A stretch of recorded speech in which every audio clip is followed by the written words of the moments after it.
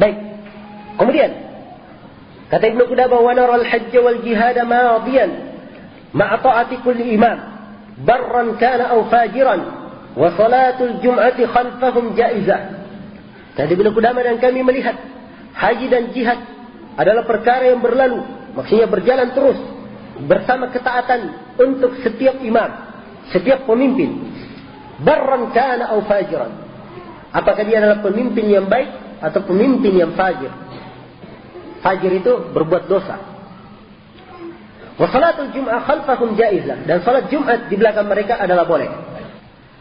Di zaman itu, zaman terdahulu, Jumat itu dipimpin oleh imamnya langsung, imam kaum muslimin, pemerintahnya. Apakah dia khalifahnya atau gubernurnya? Demikian pula hajinya. Mereka dari berbagai tempat pergi haji di bawah kepemimpinan seorang imam kaum muslimin, berangkat haji. Demikian pula jihad yang waktu itu masih ditegakkan melawan orang-orang kafir. Ya. Nah, ini yang diinginkan di sini dengan jihad al-hujum, jihad menyerang. Sebagaimana yang kita akan terangkan nanti.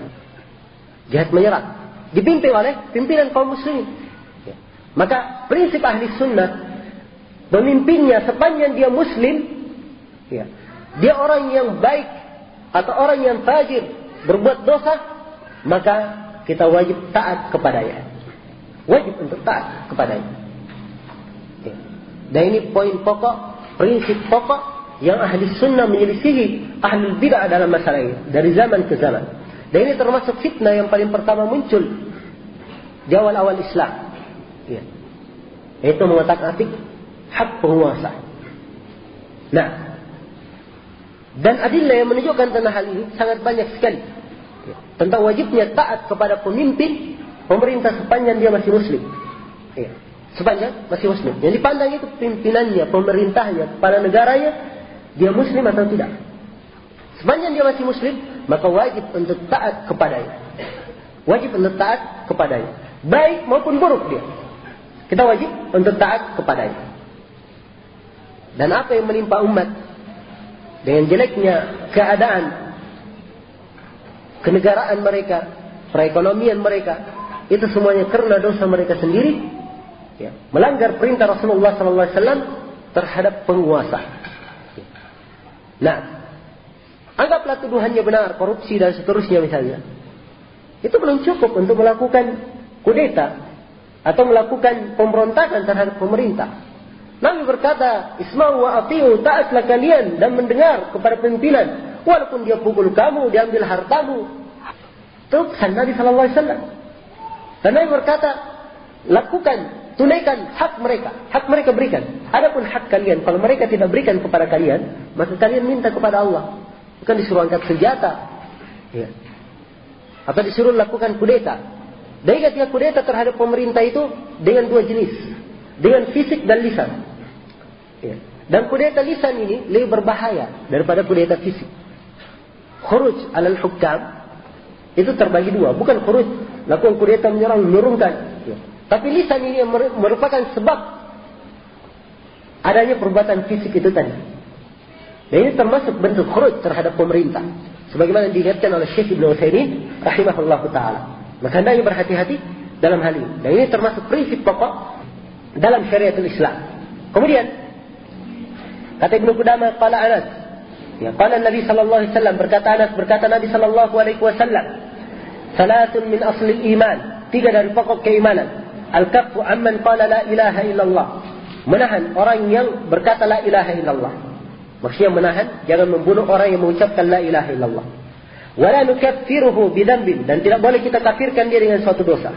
Wala nukhrijuhu minal islami bi'amalin, dan tidak kita keluarkan dia dari keislaman dengan suatu amalan. Ya. Wal jihad madin mundu ba'athani Allah azza wa jalla hatta yuqatilu akhir ummati dajjal, dan jihad terus menerus berjalan sampai Allah subhanahu wa ta'ala membangkitkan sampai Allah subhanahu wa ta'ala membangkitkan saya, maksudnya sampai hari kiamat. Ya. Terus berjalan jihad ini sampai akhir dari umatku memerangi Dajjal. La yubatiluhu jawru jair, jihad ini tidak akan dibatalkan oleh kesewenang-wenangan pemimpin yang sewenang-wenang, wala adlu adil, dan tidak pula dibatilkan atau dimusnahkan oleh keadilan orang yang adil, wal imanu bil aqdar, dan keimanan kepada takdir, ya, kepada aqdar. Rawahu Abu Daud. Hadis ini diriwayatkan oleh Abu Daud. Tapi hadis ini ada kelemahan di dalamnya, ya. Baik. Kemudian tentang masalah jihad. Jihad itu mempunyai makna umum. Pembagian jihad secara umum, ya, jihad terbagi 4. Jihad memerangi diri sendiri. Kemudian yang kedua atau yang pertama jihad melawan hawa nafsu. Yang kedua jihad melawan syaitan. Kemudian yang ketiga adalah jihad melawan orang-orang munafik. Kemudian yang keempat adalah jihad melawan orang-orang kafir. Setiap dari jihad ini ada pembagiannya. Khususnya jihad melawan orang-orang kafir. Jihad ini terbagi 2. Jihad melawan orang-orang kafir, ya, terbagi 2 dari sisi pertempuran fisik. Ya, adapun secara umum jihad melawan orang kafir ada jihad dengan lisan, ya, ada jihad dengan dengan tulisan, dan ada jihad dengan tangan. Adapun jihad dengan tangan berperan secara fisik melawan orang kafir, jihad itu terbagi 2. Ada jihadul hujum dan ada jihad al-mudafa'ah. Jihadul hujum artinya jihad menyerang. Kaum muslimin yang duluan menyerang. Jihad yang seperti ini disyariatkan dengan 3 syarat. Syarat yang pertama, kaum muslimin harus punya wilayah kekuasaan. Syarat yang kedua, punya pimpinan negara. Syarat yang ketiga, punya kekuatan. Globalnya, punya wilayah, punya rayah, dan punya imarah. Wilayah kekuasaan. Rayah, kekuatan, imarah, pimpinan. Karena itu Nabi ketika berada di Mekah dilarang berjihad dengan tangan. Tidak ada kekuasaan beliau dan tidak punya kemampuan. Nanti setelah pindah ke Madinah, punya kekuasaan dan beliau pimpinan kaum muslimin dan muslimin punya kekuatan, baru beliau diperintahkan untuk menegakkan jihad melawan orang kafir secara fisik dan menyerang mereka. Sehingga kita sekarang merasakan manfaat dari jihad tersebut. Dan kita mengenal Islam. Kita bersyukur kepada Allah Subhanahu wa taala akan hal ini. Ini jihad yang pertama, jihadul hujum, jihad menyerang. Jihad yang kedua adalah jihadul mudafa'ah, jihad membela diri. Ya, kaum muslimin diserang oleh orang-orang kafir. Maka mereka membela diri. Matinya mereka tatkala membela diri itu terhitung mati syahid. Nah, man qutila duna nafsihi fa huwa syahid. Siapa yang terbunuh karena membela dirinya mati syahid. Man qutila duna malihi fa huwa syahid. Siapa yang terbunuh membela hartanya dia mati syahid. Man qutila duna ahlihi fa huwa syahid. Siapa yang terbunuh membela keluarganya dia mati syahid. Ada beberapa lafaz diterangkan dalam hadis yang disahihkan oleh Syekh Al-Albani rahimahullahu taala Ahkamul Janaiz. Iya. Ini pembagian jihad secara umum. Kalau orang paham pembagian jihad ini secara global, dia akan melihat betapa banyak kesalahan orang-orang yang menyerukan jihad di zaman ini dan tidak terhitung jihad sama sekali dalam penamaan syariat. Termasuk orang-orang yang melakukan pemboman di mana-mana di Indonesia ini. Ya. Kemudian orang-orang yang melakukan aksi-aksi yang walaupun dia katakan dirinya pemberani, tapi sebenarnya itu adalah perbuatan orang-orang pengecut, ya, dan orang-orang yang cepat putus asa. Ya. Kalau membunuh diri langsung mati, semua orang mampu. Ya. Pasang bom setelah itu masuk, ledak mati, selesai. Ya. Tapi orang yang kuat, ya, dan orang yang benar dalam menerapkan Islam adalah orang yang berperang di jalan Allah, membela agama Allah sesuai dengan tuntunan syariah. Nah, ini sekilas tentang bagaimana jihad itu di dalam syariatul Islam. Kemudian kata Ibnu Qudamah rahimahullahu taala, "Wa min as-sunnati tawalli ashabi Rasulillah sallallahu alaihi wasallam wa mahabbatuhum wa dhikru mahasinihim wa tarahhum alaihim wal istighfaru lahum wal kaffu an dhikri masawiihim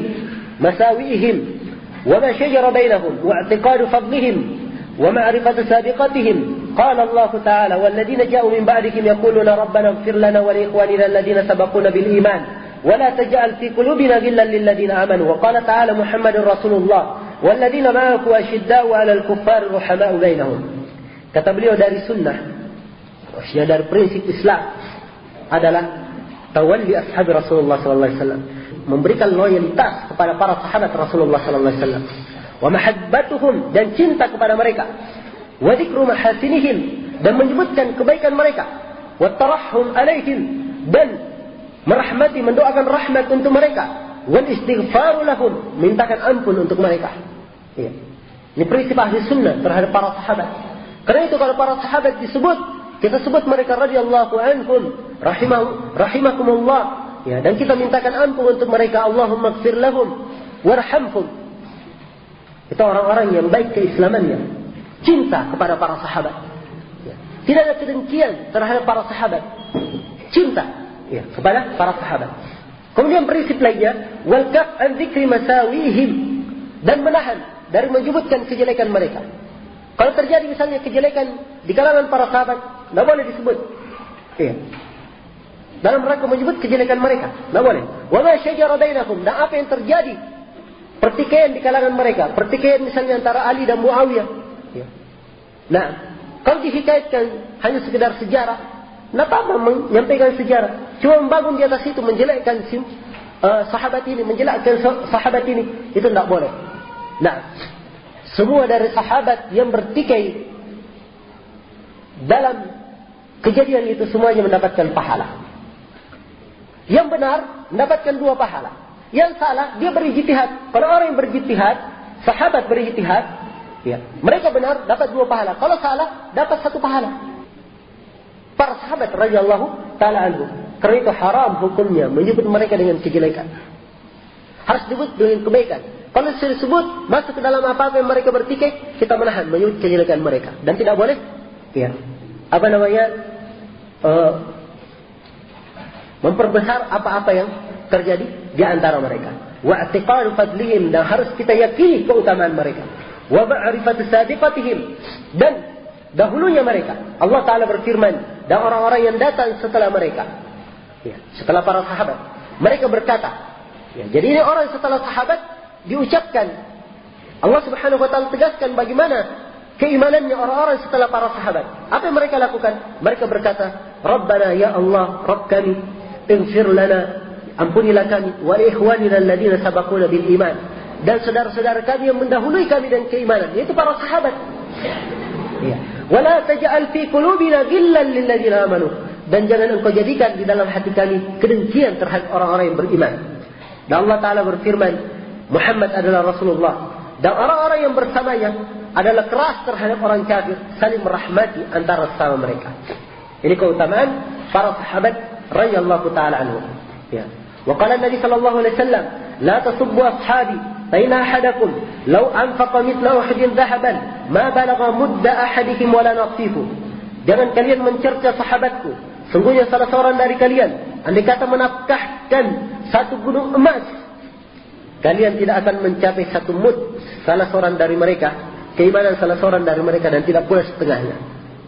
1 mud itu 2 telapak tangan orang biasa. 1 mudnya saja dari mereka kalian tidak dapat, ya, dan tidak pula setengahnya, kata Nabi sallallahu alaihi wasallam. Ya. Maka haram hukumnya mencerca sahabat, apalagi mencerca, ya, mencerca sahabat. Kalau ia mencerca yang cercaannya dianggap sahabat ini kafir atau kebanyakan sahabat fasik, maka cercaan yang seperti ini orang yang mengucapkannya dianggap kafir, sebab dia mendustakan Allah dan mendustakan Rasulnya. Ya, Allah dan Rasulnya memuji para sahabat dalam Al-Quran dan Sunnah. Karena itu kalau dicerca sahabat dan katakan sahabat kebanyakannya kafir atau kebanyakannya fasik, seperti perkataannya orang-orang Syiah Rafidhah, maka mereka itu dianggap kafir, keluar dari Islam. Adapun kalau dia cercaannya tersebut, ya, bentuknya hanya sekedar mengatakan ini salah dan menyalahkan sahabat ini dan seterusnya, ya, maka hal tersebut terhitung dosa besar. Karena itu hati-hati, tidak boleh mencerca sahabat Rasulullah sallallahu alaihi wasallam. Harus semuanya disebut dengan kebaikan. Nah, kemudian Ibnu Qudamah tekankan di sini beberapa poin penting yang banyak orang terjatuh di dalamnya. Di antaranya, kata beliau, minat sunnah, dan di antara sunnah at-taraddi an azwaj Rasulullah sallallahu alaihi wasallam ummahatil mu'minin al-mutahharatil mubarra'at min kulli su'. Dari sunnah adalah mendoakan keridhaan memberikan keridhaan terhadap para istri Rasulullah sallallahu alaihi wasallam. Mereka adalah ibu-ibu kaum mukminin yang disucikan dan dilepaskan oleh Allah dari segala kejelekan. Afdaluhum Khadijah binti Khuwailid. Paling utamanya di antara istri Nabi ini adalah Khadijah. Wa Aisyah as-Siddiqah, dan Aisyah as-Siddiqah binti Siddiq, anaknya as-Siddiq, allati barra'aha Allah fi kitabih. Ya Allah Subhanahu wa taala membebaskan ia dari tuduhan ya orang yang menuduh dengan jelek di dalam kitabnya. Ya, 10 ayat dalam surah Nur membebaskan Aisyah dari tuduhannya orang-orang munafik. Zaujin Nabi di dunia wal akhirah. Aisyah ini istri Nabi di dunia dan di akhirat. Faman qadafaha bima bara'ahu Allah minhu faqad kafara billahi al-azim. Siapa yang menuduh Aisyah dengan tuduhan yang Allah telah membebaskan, telah membersihkan Aisyah darinya, maka dia telah kafir kepada Allah yang Maha Besar. Ya. Seperti tuduhannya orang-orang Syiah yang masih mengatakan Aisyah itu berzina. Maka tuduhan seperti ini hukum orang yang mengucapkannya kafir sebab dianggap mendustakan ayat Al-Quran yang membersihkan Aisyah dari tuduhan itu. Istri Nabi sallallahu alaihi wasallam jumlahnya 11 orang. 2-nya meninggal dan Nabi masih hidup. 9 yang lainnya yang bersama Nabi sampai Nabi meninggal. Dan diperselisihkan yang mana lebih utama, apakah Khadijah atau Aisyah? Karena itu Ibnu Qudamah langsung menyebut dua-dua. Sebab memang ada perselisihan. Dan yang benarnya dari sisi keutamaan Islam, masuk Islam dan keutamaan pembelaan terhadap Islam, Khadijah lebih utama. Adapun dari sisi ilmu, Aisyah lebih utama. Ini pendapat yang paling pertengahan dalam masalah ini. Nah, baik. Kemudian kata Ibnu Qudamah, wa Muawiyatu khalul mu'minina wa katibu wahyillah ahadu khulafa'il muslimin radhiyallahu anhu. Dan Muawiyah adalah khalul mu'minin. Adalah khalul mu'minin, paman kaum mukminin. Kenapa paman kaum mukminin? Sebab Ummu Habibah, istri Nabi, itu saudaranya Muawiyah, ya, saudara perempuan dari Muawiyah. Iya. Wa katibu wahyillah, dan yang menulis wahyu Allah. Muawiyah ini beliau yang menulis wahyu. Iya. Dari yang menulis wahyu. Terus wahyu Muawiyah termasuk penulisnya. Radhiyallahu taala anhu. Dan lebih besar dari menunjukkan keutamaan Muawiyah radhiyallahu taala anhu, ya, Nabi mengabarkan dalam satu hadis akan ada nanti dari umatnya yang berperang menyeberangi lautan, dan Nabi memberikan kabar gembira mereka dengan surga. Dan ternyata yang paling pertama dari umat Islam yang berperang menyeberangi lautan adalah Muawiyah radhiyallahu taala anhu. Iya. Begini keutamaan bagi beliau. Nah, adapun orang-orang Syiah yang mengatakan Muawiyah ini kafir karena berperang kepada Ali bin Abi Thalib, ini adalah termasuk kesesatan dan kedustaan mereka. Nah, Muawiyah radhiyallahu taala anhu, ya, tetap beliau adalah sahabat Rasulullah sallallahu alaihi wasallam yang mulia.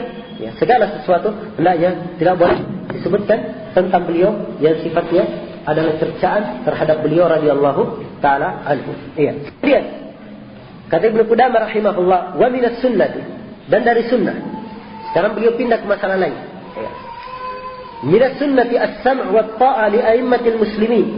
Dari sunnah mendengar dan taat kepada para imam kaum muslimin, wa umara'il mu'minin, dan kepada para pemerintah kaum mukminin, birrihim wa fajirihim, yang baiknya maupun yang jeleknya, ma lam ya'mur bi ma'siyatillah, sepanjang tidak memerintah kepada maksiat. Fa innahu la ta'ata li ahadin fi ma'siyatillah, sebab tidak ada ketaatan kepada seorang pun dalam bermaksiat kepada Allah.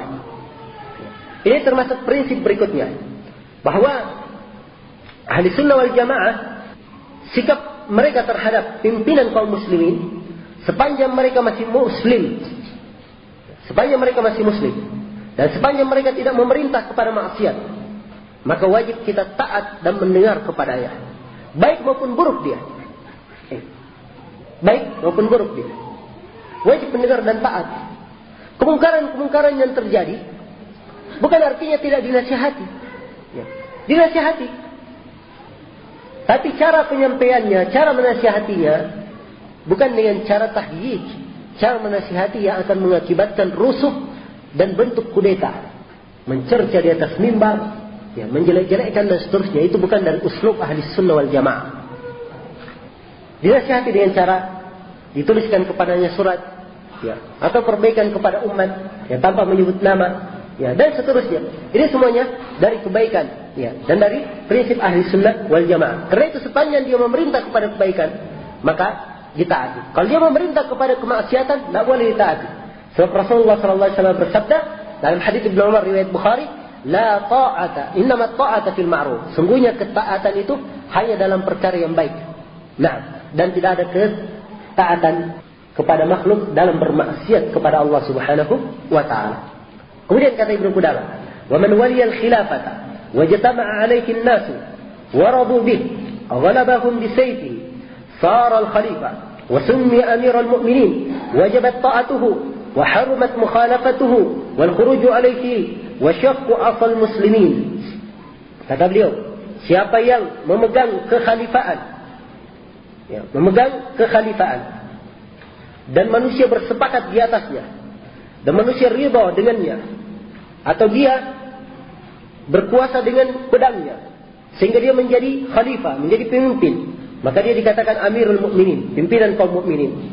Wajib ditaati dan haram menyelisihinya, haram mengadakan kudeta atasnya, haram memecah tongkat kaum muslimin. Iya. Ini prinsip penting yang banyak dilanggar di zaman ini. Ahli sunnah wal jamaah mengatakan bahwa pemerintah itu syah sebagai pemerintah dengan 3 ketentuan. Ketentuan yang pertama, ia dipilih oleh ahlul halli wal aqd. Dipilih oleh ahlul halli wal aqd, orang-orang yang berkepentingan dalam negara itu. Seperti Umar bin Khattab hanya menyerahkan tentang masalah pemilihan pemerintah hanya pada 6 orang. Bukan diserahkan sama semuanya atau pemilu. Enggak. Tapi hanya pada 6 orang saja. Yang terpilih oleh ahlul halli wal aqd ini syah sebagai pemimpin. Dan yang lainnya harus membaiatnya, wajib untuk membaiatnya. Nah, seperti terpilihnya Abu Bakar As-Siddiq, terpilihnya Utsman bin Affan, terpilihnya Ali bin Abi Thalib radhiyallahu taala anhum ajmain. Kemudian yang kedua, ketentuan kedua, dia syah sebagai pimpinan, sebagai khalifah, sebagai pimpinan negara.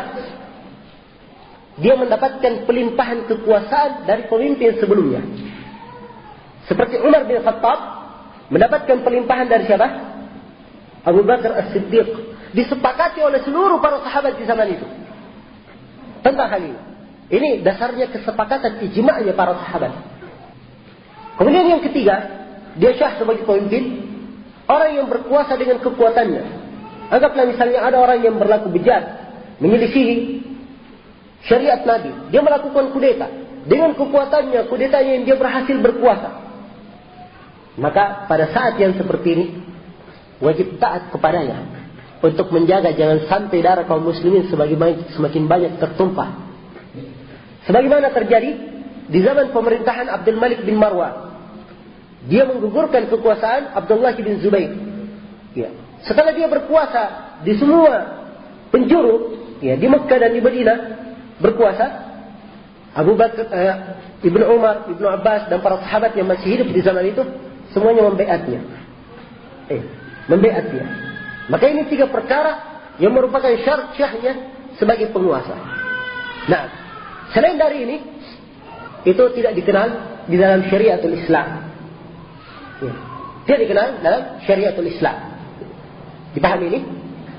Nah, kemudian di sini dikatakan dia dinamakan Amirul Mukminin, pimpinan kaum mukminin. Kalimat Amir itu penggunaannya hanya pada 3 saja, tidak ada penggunaan yang lain. Penggunaan yang pertama, Amirul Mukminin bermakna pimpinan kaum mukminin secara umum, bermakna khalifah, bermakna pimpinan negara. Penggunaan yang kedua, Amir bermakna gubernur dalam wilayah tertentu. Misalnya di Sulawesi ini, Sulawesi Selatan misalnya ada gubernurnya, Sulawesi Tenggara ada gubernurnya. Nah, itu Amir namanya dalam penggunaan bahasa syar'i. Ini Amir yang kedua. Kemudian Amir yang ketiga itu adalah Amir fi safar, Amir dalam perjalanan. Jadi kalau dalam kenegaraan hanya 2 Amir ini, pimpinan negara dan pimpinan yang diangkat oleh pimpinan negara, itu saja Amir. Selain dari itu batil kalau dikatakan Amir. Ya. Adapun amir safar itu lain, orang melakukan perjalanan. Amir safar sama dengan pimpinan kenegaraan. Karena itulah bentuk kepemimpinan jamaah-jamaah. Ya, bikin pimpinan tersendiri, kemudian bi'at pimpinannya semua adalah pimpinan-pimpinan yang batil, bi'at yang batil, dan semuanya ini adalah keluar terhadap penguasa. Dan kalau matinya mati jahiliyah. Ini termasuk poin pokok di dalam masalah ini. Iya. Baik.